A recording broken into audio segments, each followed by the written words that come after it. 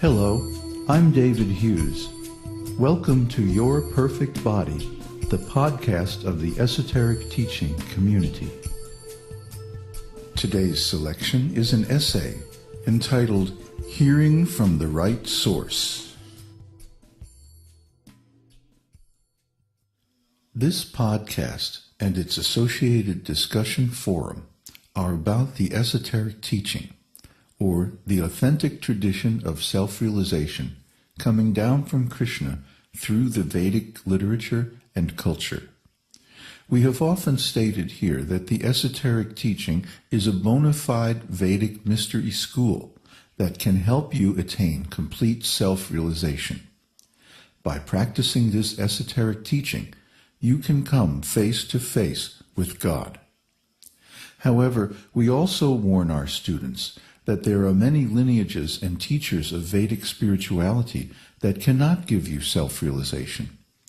In fact, if you hear from them, you may lose whatever faith and realization you have got. Well, why do we speak like this? And what is the criterion of the authentic Vedic tradition? What sets the Esoteric Teaching apart from others who claim to represent the Vedic tradition and teach Bhagavad-gītā? The answer is simple. In our school, we hear about spiritual life only from teachers who are actually self-realized. We do not hear about spiritual life from people who are not self-realized. For example, an unself-realized person may hold a very senior position in a spiritual organization, or they may be very learned and able to defeat others with sophisticated philosophical arguments. Or they may have a powerful, charismatic personality. But none of these things are actual criterion of the bona fide spiritual master teacher. The qualification of a spiritual master is given by Kṛṣṇa in Bhagavad-gītā. Tad vidhi pranipatena pariprashnena sevaya upadekshanti te jnanam jnaninas tattvadarshinaha. Just try to learn the truth by approaching a spiritual master. Inquire from him submissively and render service unto him. The self-realized soul can impart knowledge unto you because he has seen the truth. Bhagavad-gītā 4:34. The Sanskrit word upadekshanti literally means to initiate.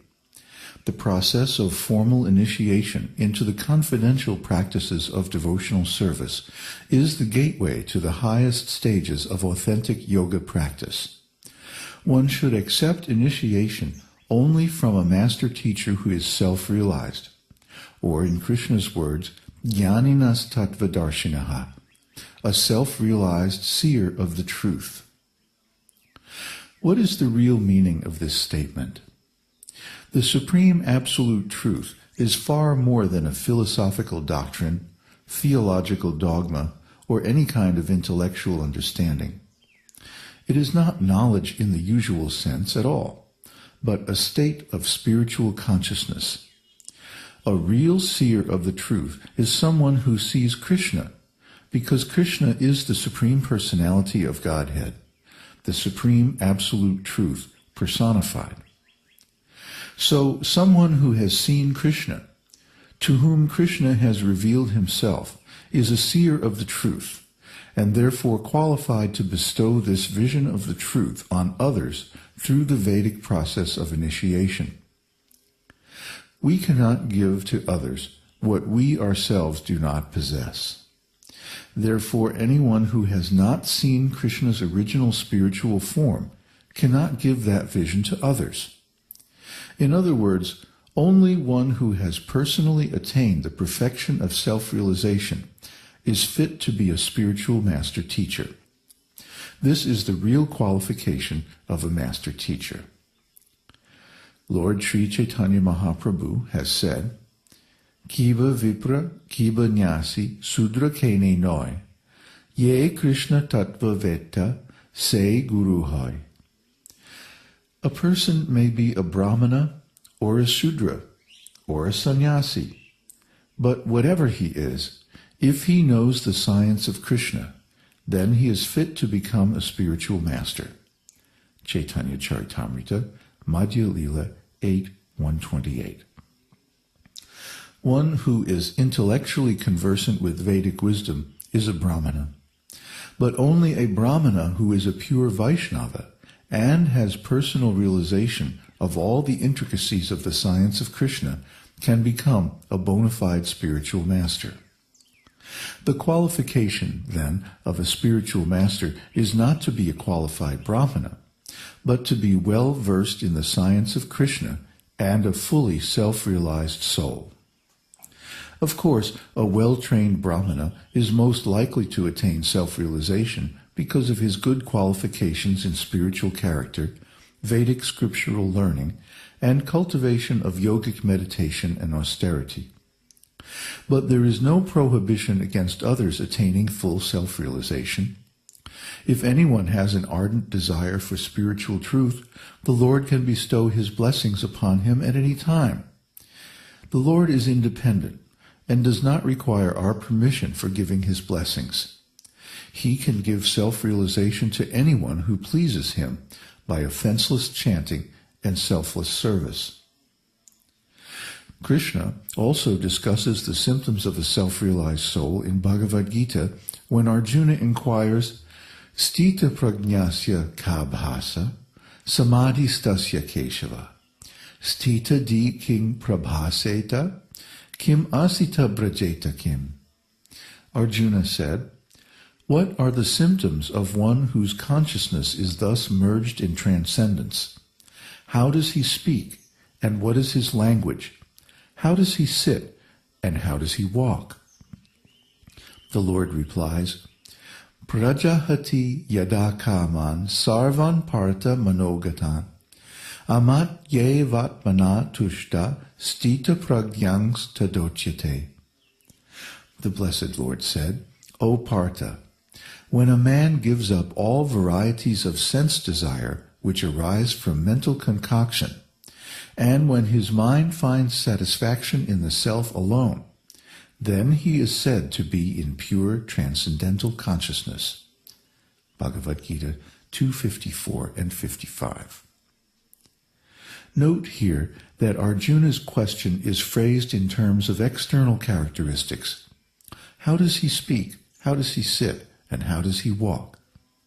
But Krishna's reply is on the platform of consciousness.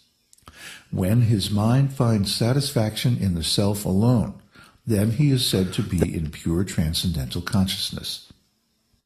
In other words, we are not to recognize a self-realized soul by any external characteristics, but by his state of consciousness. A person may have all kinds of knowledge, power, wealth, or other opulence, but if he is not situated in transcendental consciousness, then he is not fit to be a spiritual master. And how do we recognize someone in that consciousness? Kṛṣṇa says, when his mind finds satisfaction in the self alone. In other words, he has no interest in material things. His beautiful, loving, affectionate relationship with Kṛṣṇa is all he needs to be happy. The bona fide spiritual master can be recognized by his detachment from material sense gratification and his all-consuming interest in his spiritual relationship with Kṛṣṇa. Srila Rupa Goswami, the ontological architect of the esoteric teaching, gives the following qualification for a spiritual master teacher.